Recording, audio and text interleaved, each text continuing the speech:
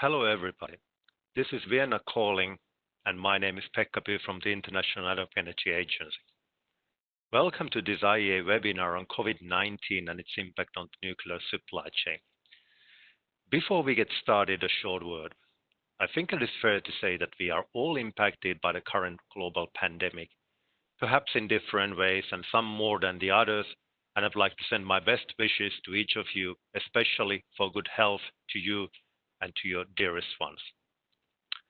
This webinar will discuss the impact of the pandemic has had on the supply chain of products and services of nuclear power plants and ongoing nuclear construction projects. It brings together operator and supplier experiences in addressing these challenges and discussing issues that may arise in future and ways to mitigate them. Now, before we start, some housekeeping points. This will be an interactive webinar. This means that we will have interactive polls, so pay attention people who are listening.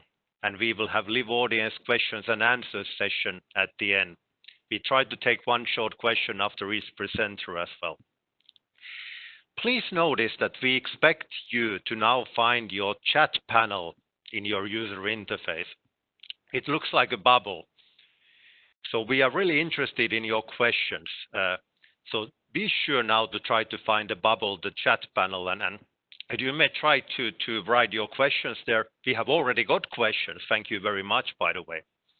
And we try to answer as many of them as we can. Now, you can also use the chat panel if you have technical problems. We can try to see if there is something we can do to help you out. Please note the following. The participants will be muted for the whole duration of the session. And please, by the way, notice also that the agency is not offering certifications or certificates for this webinar. Who am I? Your moderator. I'm a senior expert in the area of organization and management system working at the IAEA Division of Nuclear Power and Nuclear Energy Department. I'm supporting the operating, expanding, and new nuclear power programs, the organization, management system, and leadership. My area also includes quality and supply chain management, and this is why I'm moderating you right now. I am what I am, and my picture is what it is. I'm not getting any younger. Okay. I share something with you. We have a high number of participants. We have 271 registered people today. So this is clearly a topic of interest. But we also have a tight schedule today. So let us get going. Well, obviously, a good question is why should you stay with us through the whole webinar? The objective and my sincere hope is that by attending this webinar, you will recognize the importance of the nuclear supply chain and how it's impacted by the pandemic. You will learn about key challenges that the organizations have had and how they are being managed. And you will obtain lessons learned and good practices from the speakers' examples related to nuclear power plant operations, outages, and projects. And finally, like I already probably mentioned, give your input via the polls, questions, and questionnaire, because we are interactive. Well, a couple of words, and if you stay with us to the end, you will get the link to this report. I quote the report Govin 2028 from 4th of June, report by the IAEA Director General Rafael Mariano Grossi, that states that the COVID-19 pandemic is a common concern. Response actions have been implemented by operating organizations and regulatory bodies in the member states to ensure safe, secure, and reliable generation of electricity, production of isotopes, or supply of other relevant products and services to the extent possible. However, and note this, supply chains, however, must continue to be monitored to ensure that latent risks from broader industrial shutdowns are properly managed to ensure future nuclear installation safety, security, and reliability. And the report is downloadable, and like I told you at the end of the webinar, there will be a link. We all know that there have been travel restrictions, and the of the special skill sets workforce. And for the future, there are also questions of how the situation in the nuclear supply chain market of products and services will change in the long term. The nuclear power plant owners and operators are therefore preparing for the future, considering the collective experience so far. Suppliers, of course, are also considering the situation, evaluating both risks and opportunities. So now we know who I am, hopefully a little bit better why we are here. But who are our distinguished speakers today? First, we will have Mr. Marc Tannenbaum, Senior Technical Executive from the Electric Power Research Institute, and he will discuss the impact of COVID on nuclear supply chain, reflecting the experience from the US industry and present avenues of improvement. Our second speaker, Mr. Mikko Kosonen, Senior Vice President of Safety and Security from TVO Finland, will then get us deeper to the area of how the outages have been managed in Olkiluoto 1 and 2 in these conditions successfully. And then the last but not least, Mr. Leonid Letchford, the Head of Quality Department from Rosatom, Russia, should talk about the supplier's perspective about how the COVID-19 measures and actions have been implemented successfully in the Rosatom projects. Well, before going to the speakers, let's interact. It's poll time. We want to learn something about you. Anonymous polling. Which kind of organizations are you coming from? Are you government civil servant or nuclear regulator, nuclear operator, new build project owner, supplier of products, supply of services, communications or public relations agency, international and non-governmental organization, self-employed or student or other? Please check a box. Check one. I hope that you have filled it in. This is important information, people, to us. So let's try to see the results. Okay, so it looks like that we have lots of international non-governmental organizations and the nuclear regulator representatives. Fantastic. Some new build operators as well, lots of some nuclear operators. Thank you very much for, it's good to know this thing. And time, people, you must fed up of listening to my voice. So we move to the first speaker, who is the grand old man of the supply chain from the US, Marc Tannenbaum from Electric Power Research Institute. Long career, as you can see. So please, Marc, tell us about the impact of COVID-19 in the US nuclear industry, what actions have been taken to manage and mitigate it, and what kinds of avenues of improvement there will be. Good morning, Charlotte, North Carolina, US. Can you hear us, Marc? Yes, I can, Pekka. Thank you. Yeah, please give your presentation.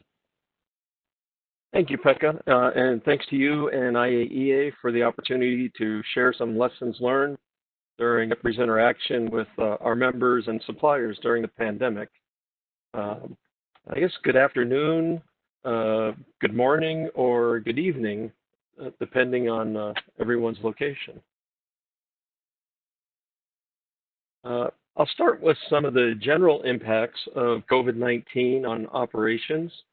Of course, all the workers who could work remotely from home are doing that, although some plants have started to return to work in a phased approach. In the US, regulatory relief was necessary to address limits such as the maximum number of hours that could be worked in a week. For workers on site, including outage workers, health screening and social distancing protocols had to be implemented, including consideration of after work hours activities for some of the contracted outage staff. Plants prepared to respond in the event of notification that a worker tested positive or the pandemic severely worsened in that area. So many plants developed plans and arranged for sequestration, providing living quarters and meals for workers near the site if that became necessary and they couldn't return home. And a significant concern was the ability to disinfect control room, and other critical areas if an infected worker had been present. And then there were also some supply chain challenges that I will discuss shortly. Several plants in the U.S. were preparing for or were in the early stages of outages when the pandemic restrictions went into effect in March. And there were some delays reported in the shipment of spare and replacement items, and these were due to stay-at-home orders that prevented suppliers from working, closure of suppliers' facilities to disinfect after workers reported testing positive, and in limited cases, some suppliers invoked the force majeure clauses in their contract. There were travel restrictions that challenged the ability of some contracted outage workers and international specialists from being able to start the outage work as planned. There was also a concerted effort to ensure that the utility, supplier, and outage workers were quickly classified as essential or critical workers when that was needed to ease travel restrictions and stay-at-home orders. And plants had to address internal on-site staffing issues. The workers that were required to be on site were typically separated into different teams. So one team was at home while the other one was at work. Health screening measures were put in place for workers, as well as social distancing and personal protective equipment measures. Warehouse receiving processes were adjusted using touchless delivery confirmation, plexiglass barriers between drivers and receiving personnel, and when possible, waiting a day or two before handling or opening packages that were received. Overcoming the supply chain challenges was a very important part of minimizing impact of the pandemic on operations and outages. Obviously, obtaining personal protective equipment like respirators, surgical and launderable masks, and gloves was particularly challenging and sometimes required the use of non-traditional methods. Same thing for hand sanitizer, disinfectants, and protective surface covers for high-touch areas. These types of items were difficult to find.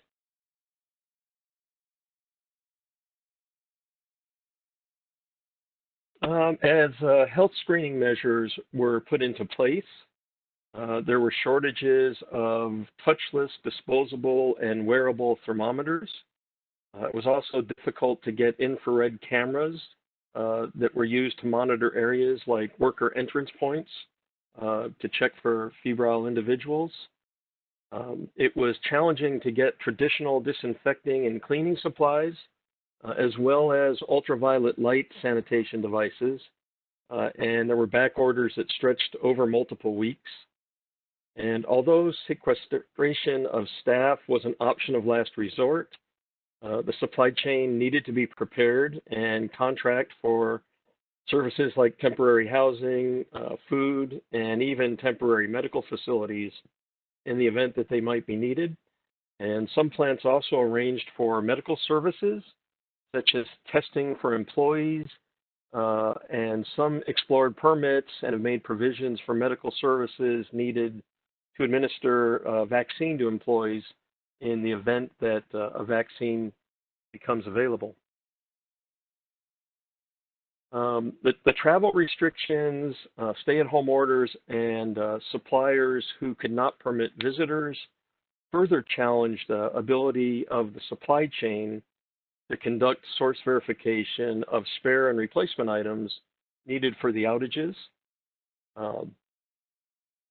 Quality assurance people could not get to the facility to conduct these inspections in person. So EPRI quickly put together a team and some guidance on remote source verification in response to this issue. Another challenge was the inability to conduct triennial audits that were required to maintain suppliers on approved supplier lists. So regulatory relief was sought to temporarily increase the allowed time period in between audits by up to 25%. Some of our lessons learned included that it was important to quickly identify suppliers responsible for the highest priority items that were on order and to closely communicate with those suppliers to monitor for any delays or problems. And this included requesting primary suppliers to check with their sub-tier suppliers for potential delays.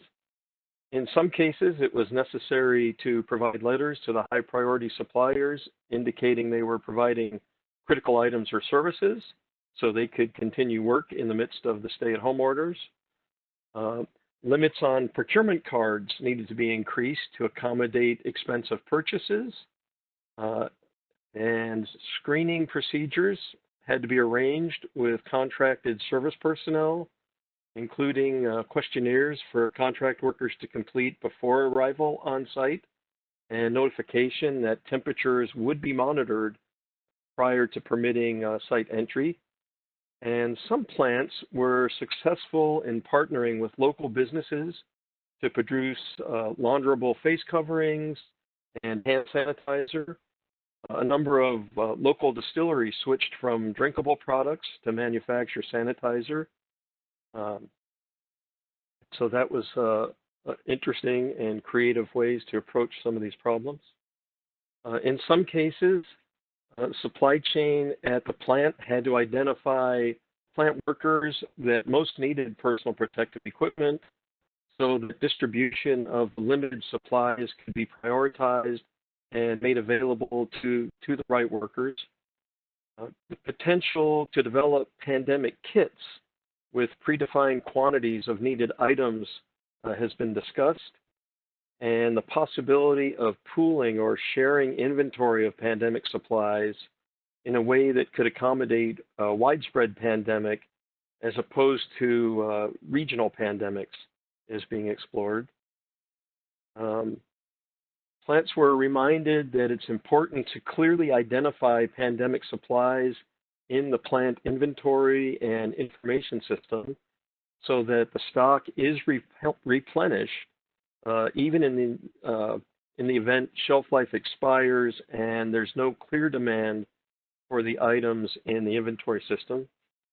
And plants also learned that disinfecting wipes could be prepared on site using bulk chemicals and the other materials necessary.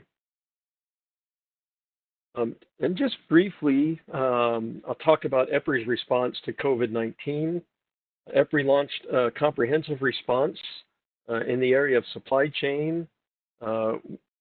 We did prepare and publish guidance on remote source verification that includes screening criteria to determine eligibility of an activity for remote source verification, and some process guidance for performing remote source verification using technology solutions. And the US NRC is currently in the process of reviewing this guidance for formal approval. And EPRI also has a team working on guidance for using remote techniques to conduct assessments, such as triennial audits and commercial grade surveys. A number of options are being explored, including a hybrid approach that uses remote technologies to enable a smaller audit team footprint at the supplier's facility. And I've included a slide here with a list of other information that EPRI assembled in our response to the pandemic. In addition to the remote source verification report, I'd highly recommend the information on the current state of SARS COVID-19 medical testing, information on disinfecting control rooms and energy centers, on facial thermography, and on use of ultraviolet light to sanitize control room surfaces. That includes EMI and RFI testing results.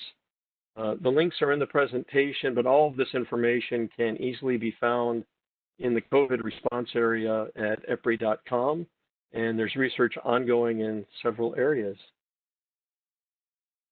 And this concludes my remarks, and I would like to thank everybody for your time and attention. Well, thank you, Marc, for your insightful presentation. I think that it has given a lot to think. and we have a time for a very short question to Marc. Okay, here's one coming from the audience. Marc, could you share with us what you think that came as the biggest surprise to the US industry with the COVID-19? That's a great question. I think maybe the biggest surprise was that even when faced with these multiple challenges, the supply chain was minimally impacted, and the suppliers, people at the plants, contract workers, everybody really pulled together and worked together very well to do whatever was necessary to keep the plants running and keep the outages moving well. And the very limited impact, I think, was a great thing. And thank you. Thank you, Marc. That was a great message by cooperation forward in all the conditions. Poll time, people. Again, we want to hear from you. So what was your organization's experience with nuclear supply chain during the COVID-19 pandemic? Shortage of difficulty to get safety-related products, shortage of difficulty getting non-safety products, difficulty of getting suppliers or services or technical support to arrive, or did you productively order products already beforehand and nothing was necessary, or did you take responsibility for product services with your own staff or take another arrangement? This was, by the way, one question from the audience, or you didn't see any difference. Now, please submit your answers. This is very important to get your experience. What did you experience, people? So, like we in Europe, we are very, very excited to see in the European song context the national jury's results. So, okay, you experienced mostly 29% experienced difficulties to get suppliers or to come to the plant and also to get safety-related products or components. Very good. In fact, not good at all. Now we know that what you have experienced and you have been able to share with us. But I propose that we move on. Today's second speaker is Mikko Kosonen from TVO Finland. And he used to be Senior Vice President responsible for operations. Now he's Senior Vice President responsible for safety and security, a long career in nuclear and with the TVO. Hyvää iltapäivää, Mikko. Miten menee? Okay. Good evening, good day, good morning, as Marc said. Yeah. Everything is good. Okay, please present us how you manage with the outages. Okay. First, to start, to thank Marc on your presentation. Basically, we came across with most of the difficulties you showed in your presentation. So what we did this May and June, we had two outages, Unit 1 and Unit 2. They are boiling water reactors, 910 megawatt electric output. And the outages were done, as I said, May, June. TVO is also building Olkiluoto 3, which is an EPR, pressurized water reactor.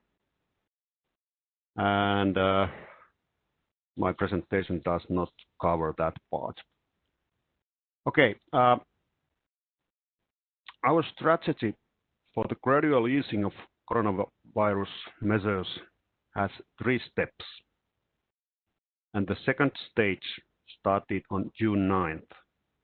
About half of our workforce is still telecommuting. After the summer holidays in August, we will check the readiness for stage 3, which means less telecommuting. Basically, we would like people to be back back on Olkiluoto.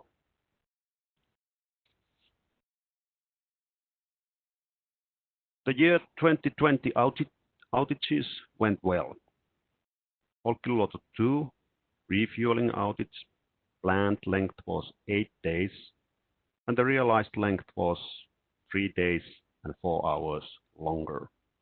We have done refueling only outages in 7 days.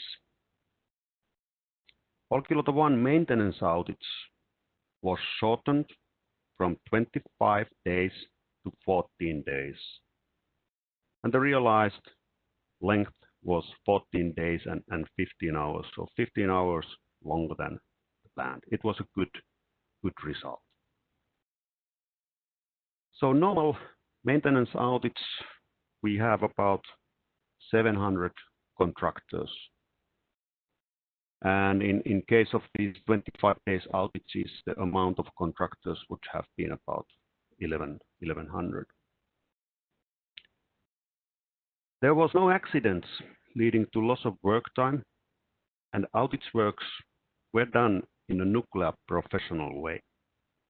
What this nuclear professional means? In the past, we tried to set company expectations that must be followed by our employees and contractors. This did not work very well. We were thinking again, what could be a solution, and created characteristics of a nuclear professional. A nuclear professional is a good colleague, competent developer, safety culture expert, active influencer, and adopter of rules. Who doesn't want to be a nuclear professional? Following the expectations succeeds well when expectations are connected to yourself and they are not set by the bosses. Many of the good practices implemented due to COVID-19 will be part of a standard outage in the future.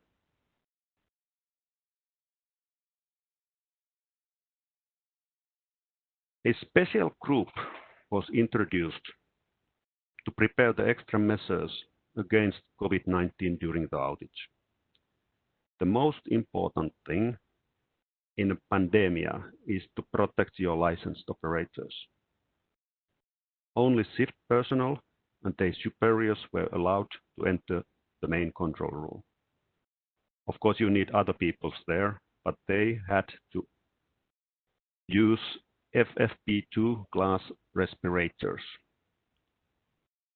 There was no face-to-face meetings between shift personnel and others, and also separate transportation work was arranged for them.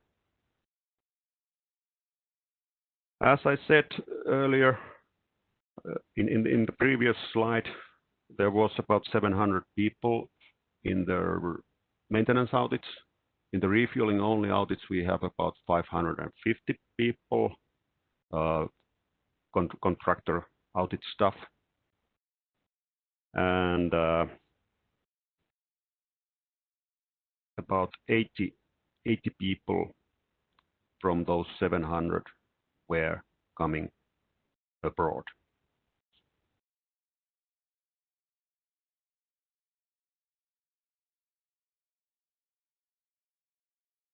Just to mention some general restrictions applied in Olkiluoto. Maybe the most important thing was that we separated the areas so that the Olkiluoto 3 project was a separate island inside Olkiluoto. Then the second area was the operating plants, Unit 1 and 2, and then other areas. And restrictions were applied to enter and move between these areas. The second important thing was this social distancing. So the 2-meter rule was applied during the outage work. If you work closer, then use a mask. we were using normally surgical masks for that purpose. Commuter transport by buses was stopped already in March, and it's still stopped. We will start it later this month.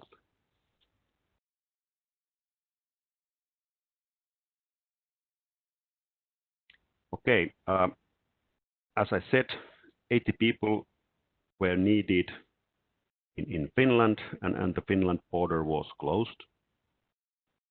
So we had to have some paperwork done before those people could come to Finland, but it succeeded very well with the regulator body.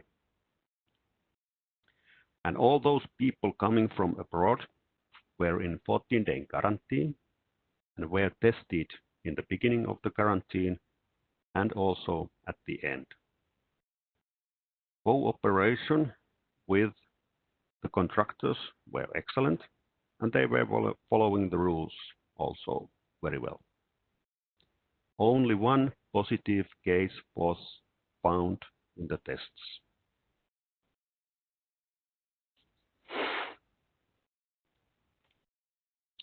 Okay,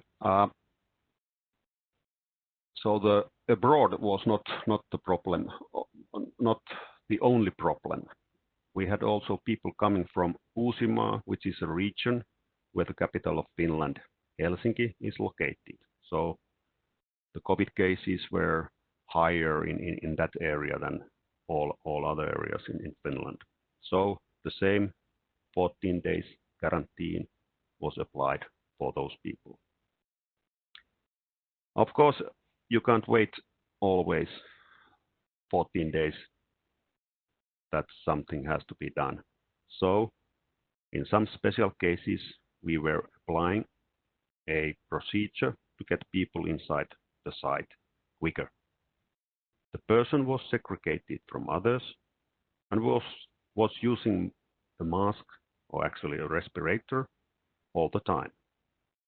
If he needed help from others, then everybody were using respirators.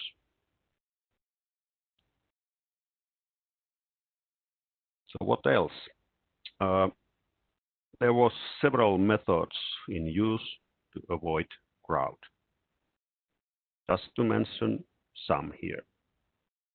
More office space was organized by barracks, and then tents were also used for lunch and break purposes. Only 1 or 2 persons were allowed to use an elevator without masks. And if you had more people there, then everybody was using a mask. What other actions? As Marc mentions, the body temperatures were measured also in Olkiluoto, Unit 1 and 2 plant gate. And we were using these cameras, and they were functioning very well. Enhanced cleaning was applied to main control room and to all contact surfaces, like door handles. Then we had an accommodation village in Olkiluoto. We are situated about 20 kilometers from a bigger city called Rauma. And in order to keep the people away from Rauma, the food services were organized inside the village. The accommodation village can take care of about 400 people. Okay, and of course, the most important thing is to inform all the employees and the contractors about the new rules and to enforce the good practices developed. So TVO Group website was used to update the corona situation for our contractors, and intranet was used for our own people. I must say that I'm so proud how well the outages were done. And this was only possible with good cooperation between the operator and the large amount of our suppliers and contractors. Kiitos. Thank you. Thank you, Mikko. Now I think that we all got a very good view about how outages can be run efficiently in this situation and what the nuclear professional way or culture could be. Very quick question. I think that we are running a couple of minutes behind. Mikko, it must not come to you as a surprise if somebody wants to know if this COVID situation has caused any impact on the Olkiluoto 3 project schedule at all. Olkiluoto 3 is under commissioning. Could you say a couple of words about that, Mikko? Okay, even that it was not part of my presentation, then I can say some words. So Olkiluoto 3, it's an EPRI project, and it's a turnkey project led by consortium Areva Siemens. And they have their own rules. But of course, the rules were quite similar to those we were using in units 1 and 2. So no big changes between Olkiluoto 3 and unit 1 and 2. I think that we are all happy to hear that, and all the best with the Olkiluoto 3 and the operating units. People, poll time. So what has happened in your country with regard to the outages and plant modification projects now that you heard Mikko? Was the outage duration shortened to only do minimum? Was it prolonged to the reduction of the workforce on site? Was own workforce used for critical tasks instead of external contractors? Was the time schedule expedited, in fact, to finish sooner, or were the projects postponed to the future? No changes or none of the above. Please check all that apply. Please, people, it's your time to tell the situation. What happened? We are very, very curious to see. Now it's your time. Please check and submit.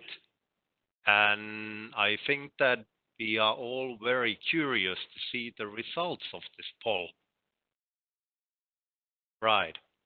So the projects have been postponed at 25%, and none of the above other. And please, I mean that you could use the chat field and later the questionnaire to tell us what you did, because we are very curious. The outage duration was shortened in 19% of the cases. Interesting. Thank you very much for sharing this. But it's time to move on because the time is short, and we try to keep you with us and use the time efficiently. Leonid Letchford, he is the head of Rosatom Quality Department since 2016, and he has a vast, long career with different industries, including the aviation, automotive one. So he has a very, very large experience in what it comes to the supply chain and quality. And Leonid, do you hear us? Здравствуйте, Leonid. Как дела? Здравствуйте, Pekka. Please, Leonid, give your presentation. Now it's the supplier speaking. Thank you very much.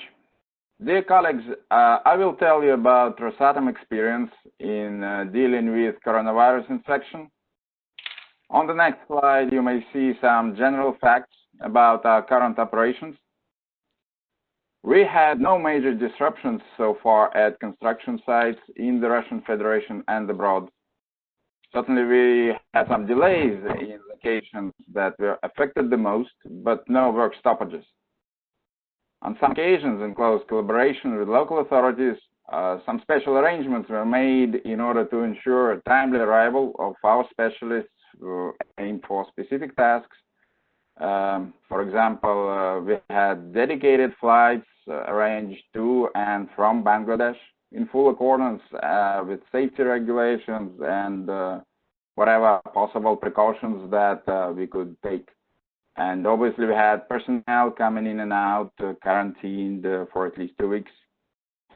However, the biggest challenge and, well, the most prominent success was that in 2 weeks, in the very beginning of the lockdown, we had managed to create over 40,000 remote workplaces for our colleagues in the industry in the Russian Federation.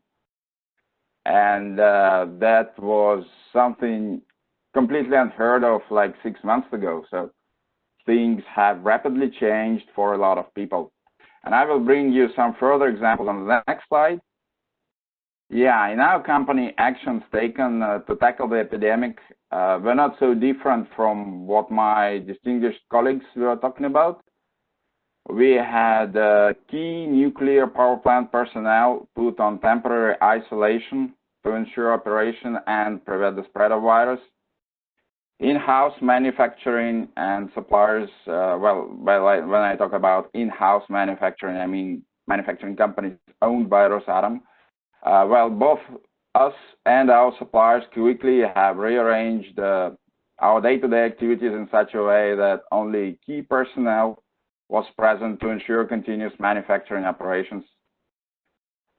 To ensure our back office stuff was working correctly and processes were running smoothly, we had to provide a lot of people with access to IT tools and equipment, and in certain cases, the company has provided employees with computers and even had them delivered at private residences. Our suppliers proved to be a bigger problem. Some appeared not to be ready, limited access to the internet, no secure IT services, in some cases lack of emergency management plans. And if I may, I would like to stick around that issue of emergency plan for a moment. Maybe some of you remember that in the good old days, well, I'm talking about my childhood here, for example, we used to have in the Soviet Union bomb shelter drills at school. And it was kind of weird experience, but since the first grade, we had understanding of what to do and when to run when the bell rings, like Pavlov dogs. And what came out as an experience out of this coronavirus situation is that emergency plans do matter. And one of the conclusions that we have drawn out is that we will put obviously new amendments to our supply contracts reinforcing emergency plan preparation and emergency plan content.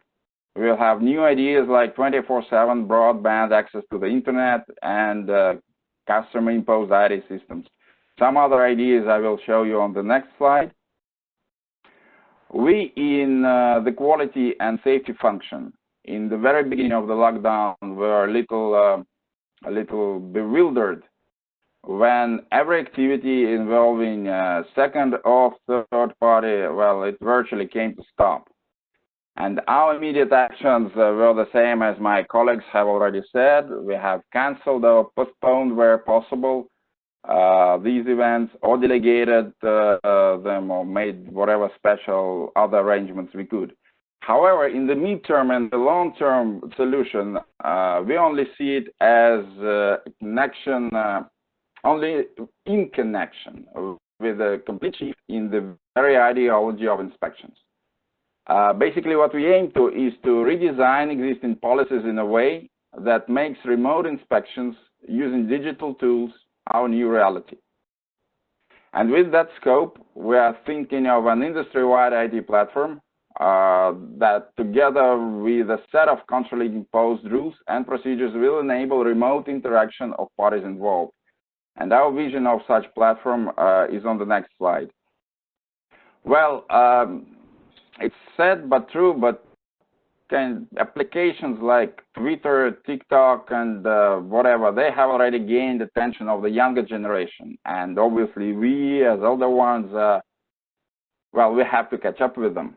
The tech that we need is already there. We have mobile devices of unprecedented capabilities, augmented reality devices, broadband Wi-Fi, and we have even promises from Elon Musk to provide us with free internet access at every location on the globe. Thus, well, in years to come, let us not be surprised that people like process inspection bloggers or product acceptance YouTubers will appear in our corporate communication platforms. You are currently looking at our concept of such a platform that we are going to create for our company. And well, in the 80s, people said that computer-assisted design would never work. In the late 90s, mobile internet banking was kind of a heresy.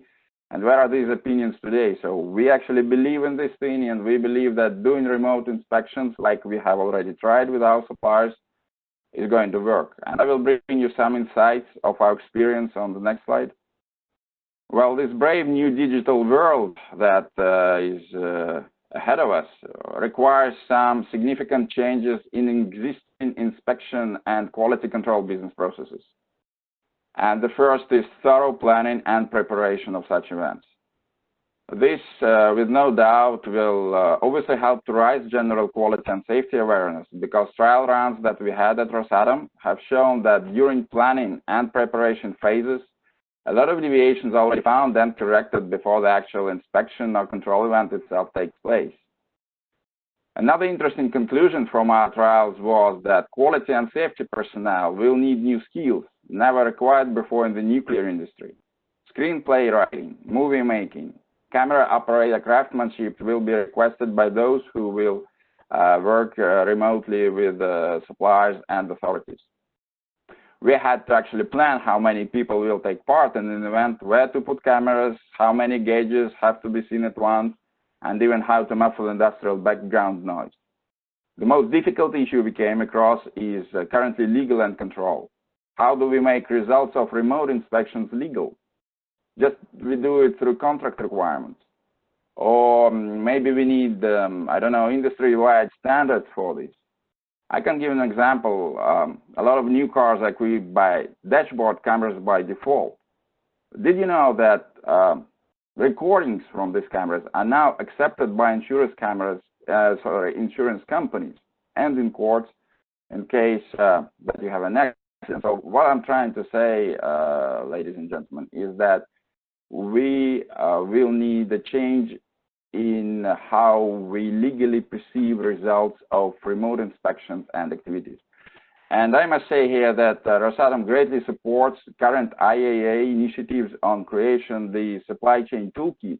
And maybe we could promote these ideas through this instrument. And I have some proposals about this on the last slide of my presentation. Well, hopefully we will all be at the beach sometime when we manage to solve issues related to electronic digital signature used industry-wide as a standard for documentation. We would solve problems of biometric identification of users that participate in distance inspection events, and develop standards for the use of telecommunication technologies for our industry. Thank you very much for your attention. Thank you, Leonid. And on behalf of the International Atomic Energy Agency, I have to say that, of course, we are very happy to hear the message of international cooperation. We have maybe time for a very quick question for Leonid. And there are lots of similar types of questions. In fact, Leonid, you presented a lot of things that you were forced to very quickly take into use, lots of things in your company and in the international project. So what, according to your estimation, will be the impact? What of these things that you took into use or your improvements you mentioned are here to stay and you can very quickly kind of to continue to use them?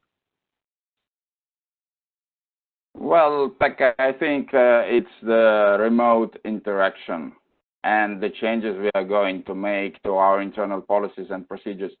What we hope for is that with the use of these new tools, new technologies, we will improve our relationships with suppliers and our partnership will grow yet stronger. Thank you very much, Leonid. A very good example. People, are you still with us? Do you hear me? It's poll time. Now, we have heard especially from Marc and from Leonid about the promising methods to how to improve the situation in case of larger disturbances. So what do you see as the most promising? There might be several: additive manufacturing, remote evaluation audits, inspections, shortening the supply chain, meaning more local suppliers, products and services, The IT solution like paperless processes, remote follow-up of delivery process surveillance, use of blockchain, etc. Change in business processes more generally, cultural change to work together, something else, and you may send it in the question or in the chat, or no changes are necessary. Please check now. You may check multiple. Please remember that. Please participate. Thank you for your input, and now the very exciting time. What do you think that is the most promising? Remote or hybrid evaluations, audits and inspections, and that's what also Leonid mentioned, that they are here to stay more or less, and I think that also the IT solution related to the paperless processes. We all have learned how to use digital signatures, etc. But there are others, and I also noticed that the cultural change in ways to work together, I think that this was promoted by Mikko Kosonen as well. So great. Good. Thank you very much, people. You know what? It's time now to move to our question and answers, and you have been very, very hardworking to send us questions. Now, I would like to start a question to the panel that is common in fact, and so COVID-19 has had a big impact on the transport sector, aviation, and also in oil and gas industries. And many these industries are cutting back their investments, so probably their suppliers are suffering, and many of these suppliers might also be serving the nuclear industry because of the crossovers. Have you seen this happening, the problems of getting suppliers because of the economic situation?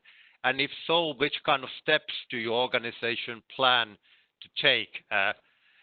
Maybe I start with Leonid first, in fact, because you were the last one and you were talking about industry. Do you see this kind of thing in Russia? Yeah, thank you, Pekka. Well, to a limited extent, yes, we do see. And we have several ways to help our suppliers with their difficulties. First of all, we have a very professional and experienced service within our company that helps our suppliers to implement lean production techniques that serve these times very well when you need to speed up manufacturing processes and get rid of waste. Secondly, being a state corporation, we obviously have very close connection with authorities and ask them to help us, like in the example I was giving, to arrange special flights, because we need to be sure that our obligations in front of our customers are met in time. And for that, we need special transportation arrangements, which we agree upon with certain authorities. I don't think that I can bring any other examples regarding our suppliers, excluding those that I have already given in my presentation. Thank you, Leonid. Does Mikko have something to say about that? Have you seen already anything? Okay, thank you, Pekka. At least we have seen that the number of suppliers to nuclear components is decreasing, and so in the future it might be a bit difficult to get safety class components. Thank you, Mikko. Marc? Thanks, Pekka. Well, I think what we've been trying to do is keep in communication with the suppliers and with our primary suppliers and find out what their problems and issues are, and where we can, we'll embark on ways to improve the situation. And one of the things the industry's been doing in the U.S. has been having supplier meetings for impacts related to COVID. At first they were weekly, and I think now they're bi-weekly. But the idea is to monitor what's going on and as soon as possible take action to alleviate any of the issues resulting from COVID-19. Thank you, Marc. Now that you are there, I have to continue with you with the kind of the frequently asked question about the remote the surveillance and the inspections and audits. Could you share some good practices about them? What have you noticed that works well and what works less well? Well, the first good practice, I'd say, from a regulatory perspective, is making sure the activity that is going to be inspected is something that will work well from a remote perspective. So for example, if a weld procedure was going to be witnessed or something like that, it may be very difficult to get the cameras and everything in the right place so that an inspector could examine something like that very closely. I think considering the type of activity and then the capabilities that would be needed for successful remote verification are very important. And I think, as was mentioned in my distinguished colleagues' presentations, that advanced preparation is very important. You really need to think about what it is that you're going to need to see with the camera, and if there are multiple gauges or multiple things that you need to observe at the same time. All of this has to be prearranged, and you have to assign individuals to watch each of those things, which is very important. And I think another key thing is having a backup plan. What if communication goes out for somebody or they lose communication during an activity? What is the backup plan to compensate for loss of communication? Thank you, Marc, and I can assure you we had lots of backup plans for this webinar as well. Leonid, would you like to comment on, do you have similar kinds of the findings from Rosatom? Yes, very much so. I agree with Marc. This remote inspection, remote audit reality requires a lot of preparation. What we learned during our trials and what we came out with is that planning phase, when you place people, you tell them what to look at, you define checklists and acceptance criteria for every parameter that is to be verified. It takes a lot of time on one hand, on the other hand, it helps a lot of issues are getting solved yet before you actually begin the inspection itself. Yeah. Thank you, Leonid. What about Olkiluoto? Have you any experience in about this remote inspections or audits? Let's say that we would like to have those. Yeah, very good. So maybe another question to you, Mikko, then. You mentioned that you also have seen the problem of getting suppliers for safety components. Would you think that this would lead a kind of the more look at how to use commercial grade items in your plants? Yeah, I think that's extremely important to get commercial grade components to some safety classified places.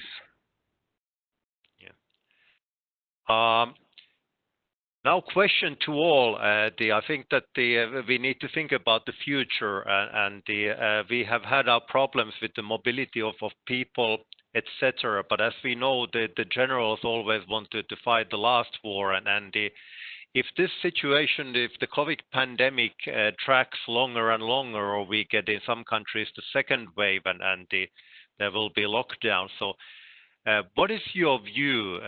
What could be maybe the next bottleneck or big problem with the nuclear supply chain? Marc? I think that, as Mikko mentioned, that we are seeing a decrease in nuclear suppliers and suppliers that maintain a nuclear QA program. So I do think it's important to better understand the risks associated with the items that we buy and be able to apply a graded approach. And as you mentioned, the ability to find a high quality commercial item and undergo activities to gain confidence in its ability to perform a safety function, so that perhaps the operator of the plant or someone delegated by them is going to accept the commercial item for use, but with an adequate basis. What about the others? Mikko? Okay, I think the most important thing is to have, for example, the spare parts for the next outages early enough. If you wait that they are coming in the springtime when you have the outage in May, then you might lose your possibilities to do the outage. So you need your spare parts in advance, you need your fuel in advance, and all the rest you can normally handle. And Rosatom, Leonid? Well, I think that we need two things. First one is emergency plan. So whatever happens, we must be prepared to it, at least on the paper. And second is optimism. I would like to see this crisis not as a threat, but as an opportunity. And I believe that those changes that we have come through will stay, because a lot of them have actually been proven to be cost effective. So I hope that this situation would never repeat, but advantages that we have drawn from it will stay. Okay. We have a question to Mikko Kosonen. So could you maybe elaborate a bit more about the next outages? I think that you have mentioned many things, but you said that some things will be implemented for the next outages that we have learned right now. Could you elaborate a bit more? Okay. I think we did good things when preparing for the outages, and one thing was that we were diminishing the number of people in the main control room. That was very important for the serenity of the main control room. So that will be continued. Another good thing was that we were staggering the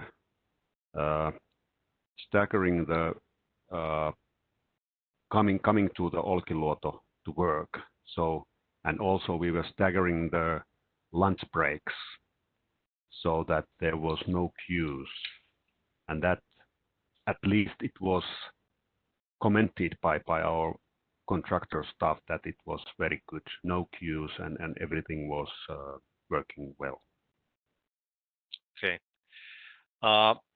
Now a question to everybody. I mean that you represent operators, industry, and suppliers, and also the regulators, and we have some regulators in our audience, and the cooperation with them is crucial in these times.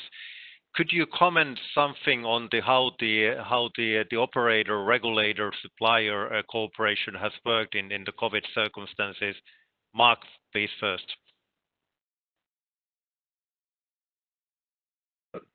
Yes, Pekka, very early on, when we realized that there was a need for some regulatory relief, of course, we contacted the regulator, and they were very willing to cooperate. They actually participated on our team developing the remote source verification guidance. and they tackled a number of issues and encouraged the licensees or plant operators to let them know what the needs were and to propose solutions, and so there was very good cooperation, and that seems to be a theme. But there was very good cooperation between the plants and the regulator to try and solve some of the issues, and that's ongoing. And I think, like Leonid says, it has turned into an opportunity to adjust things. Okay, thank you. Leonid. Pekka, about regulators, well, we had a lot of support both from our local Russian regulator and colleagues in the countries where we have construction projects. I can even tell you that STUK, the Finnish regulator, was one of the pioneers in this remote interaction business. We actually had a remote audit by STUK done on one of our companies. One of Rosatom companies was inspected remotely. And as I said, what we really are looking at, and I agree here with Marc, is that our regulators should continue to help the industry with introduction of new technologies. Digital signature, biometric identification, legal acceptance of remote controls and inspections.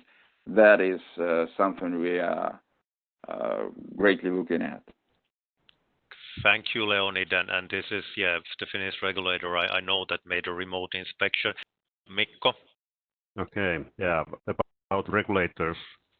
Our regulator body, STUK, is located in Helsinki. And so they were also part of the quarantine.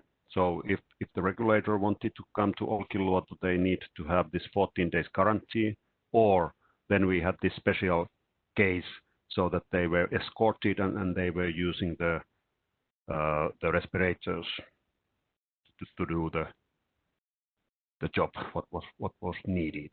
So it was a good cooperation with our regulatory body. Thank you, Mikko.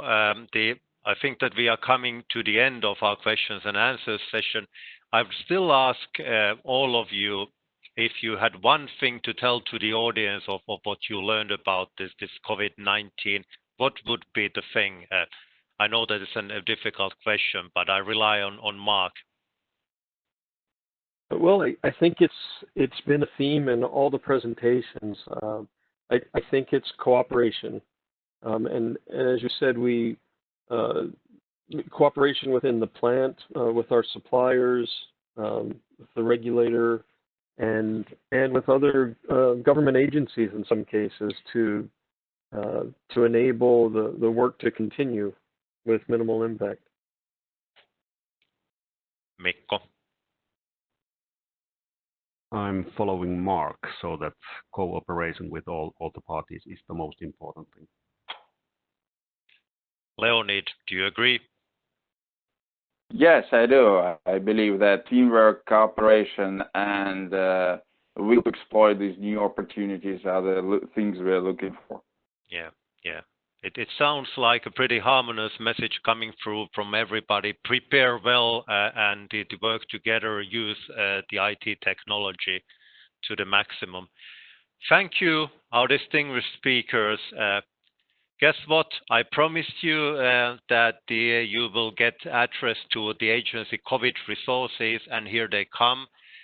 Don't worry if you cannot click on these things or copy. You will get this material on the website later for your use. We just share with you some supply chain related deliverables. We are planning 2 technical meetings next year on the topic, and you see the themes and the dates, the tentative dates. We all do hope that they will be kind of the physical presence meetings, but we are also thinking of hybrid ways of doing things. And those interested in quality and quality assurance, for your information, there is a new publication, TechDoc 19 and 10, that explains how the quality is a part of the management systems. We do have, on the supply chain area, we have a supply chain management toolkit that has been updated, and those who are interested in just let us know. There is an email address for you so that you can use all the agency supply chain and quality related resources to the maximum. Cooperation was the theme that we heard, and the agency is there to cooperate and support its member states.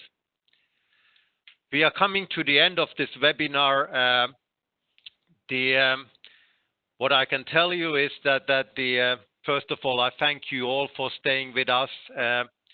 All the registered participants will receive a short post-webinar survey after this webinar with the link to the recording, link to the material.